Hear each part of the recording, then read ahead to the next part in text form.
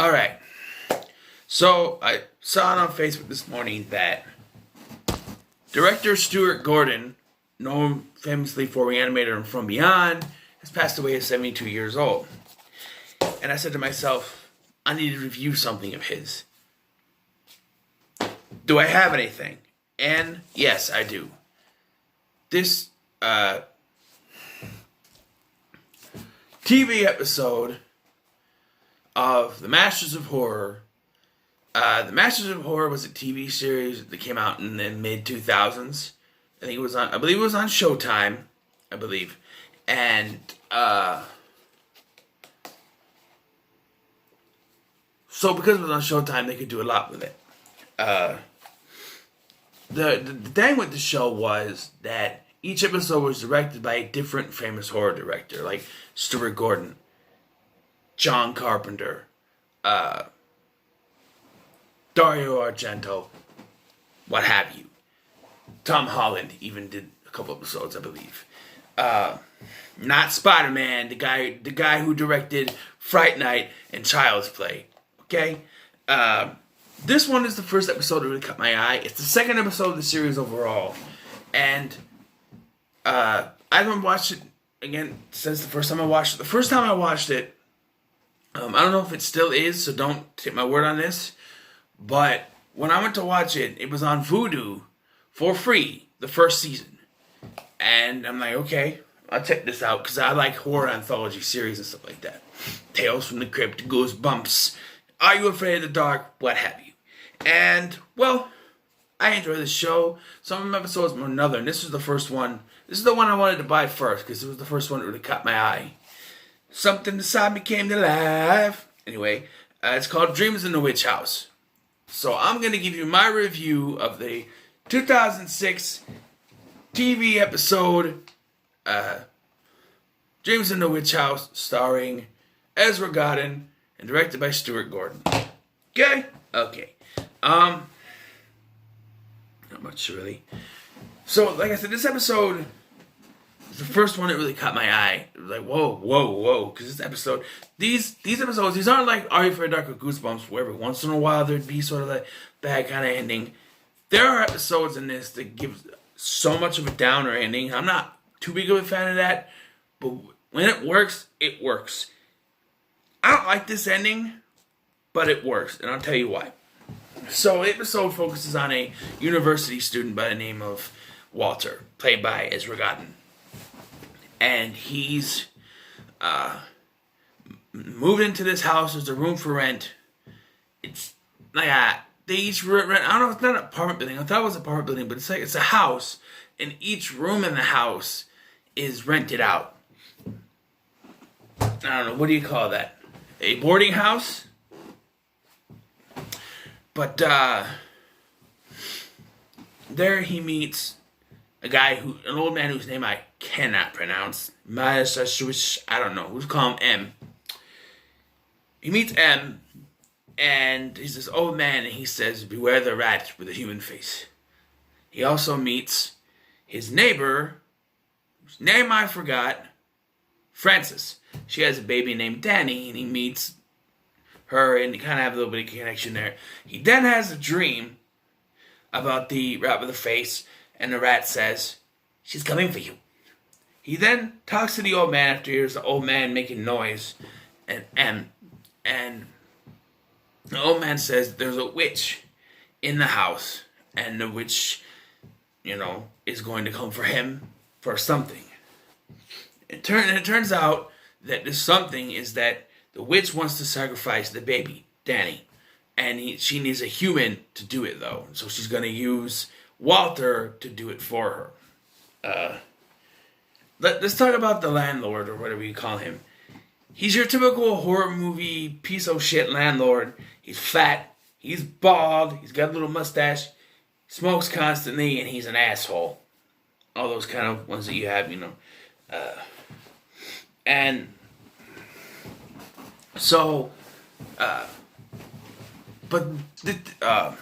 what I'll try to explain it to the best of my knowledge. What Walter is studying goes with what this witch is doing. He's trying to study. He's trying to. His hypothesis is that there is a dimension that is concurrently with ours. And if you cross a certain point, you can get to that dimension.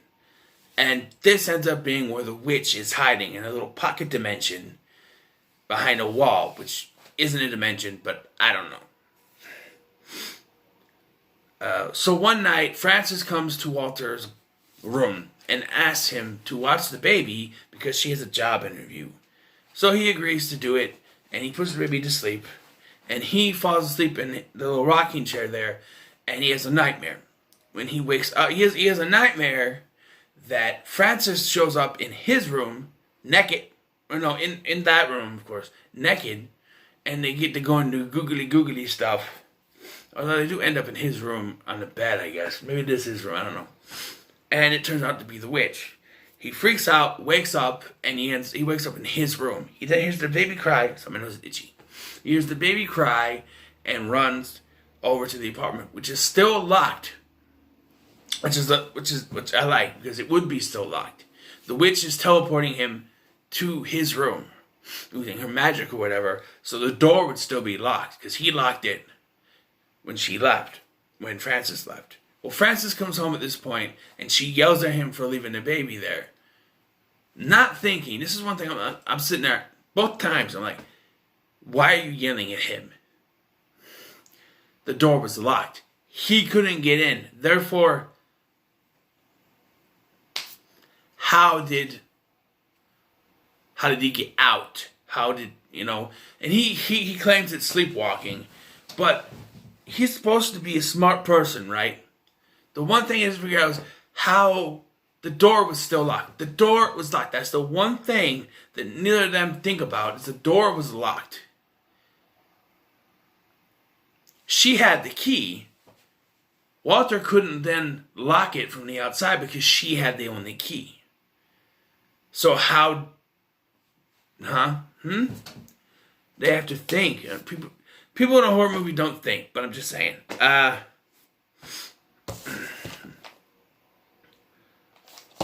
So, yeah. He then falls asleep another night.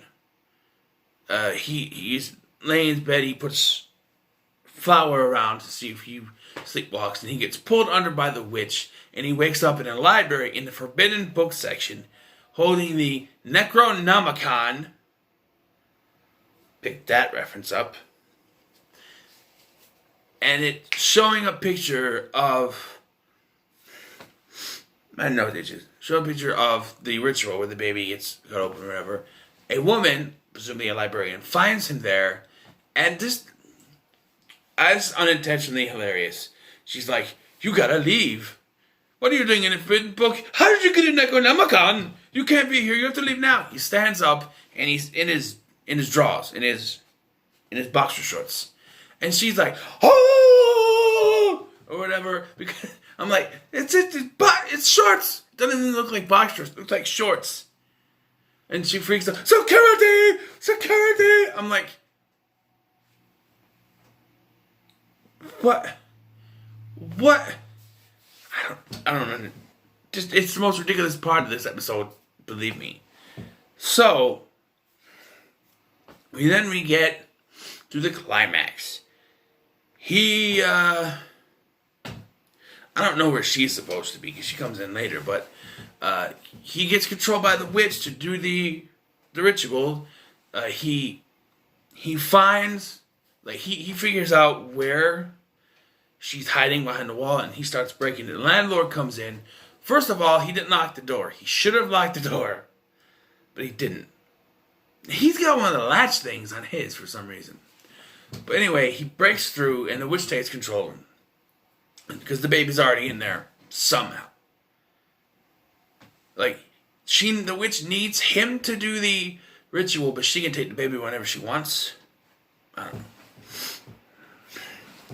And she controls him to kill the baby, but he stops, and instead kills her. He scratches her eyes out, chokes her with a crucifix, kills the witch. and then saves the baby. Takes the baby, puts it back in the pen, goes to relax.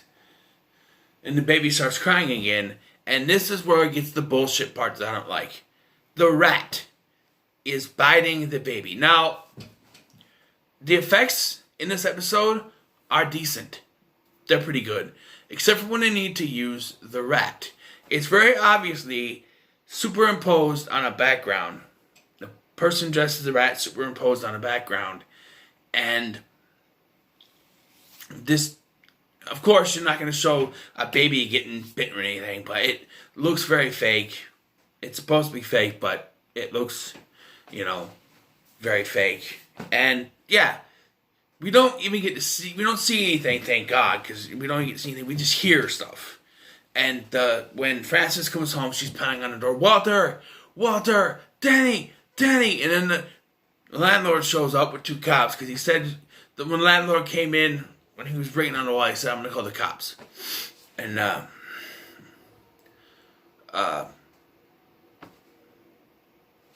they come in, and he's covered in blood, and he's blamed for this murder.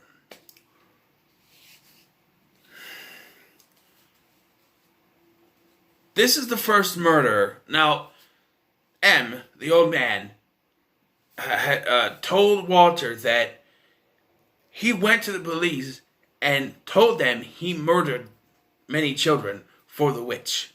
He confessed. But because they didn't believe him, they didn't do anything about it. Okay, 1, that's bullshit. You go to the police and you confess, say, I murdered all these children. They're going to put you in jail for saying you murdered until they figure out, But he says they never believed him, which means they never put him in jail. He should at least been arrested until they, found the proof. And here they actually get some sort of proof because they arrest him and they find the bodies of the previous kids that were murdered. All right? Walter is taken to a rehabilitation clinic or an asylum where he's trying to tell them what was going on. Of course, they don't believe him. And the doctor then talks to the detective where the man, played by David Nichol from Stargate Atlantis, walks up and says that they recovered several bodies of infants ranging between 1 to 2 years old, or infancy to 1 to 2 years old, whatever, and that and the cop's like, well, this guy's been busy, and they're like, oh no, some of the bones are too old for it to be him, and they found the dagger, and this can get him off, but the asshole cop just brushes it off. He's like, this is because this is evidence. And he's like, basically, I don't remember exactly what he says, but he just basically shoves it off. As, he doesn't care. Like, the guy deserves to be in there, so he's not even going to take a look at it. And then we get the other bullshit part of the ending. It looks as if the doctor and the other guy, David Nichol, are going to look into this. They're going to try to figure out if there's innocence. Right? If this guy's innocent, they're going to look into it. Well, balls to that, because all of a sudden they show the hallway, and this is...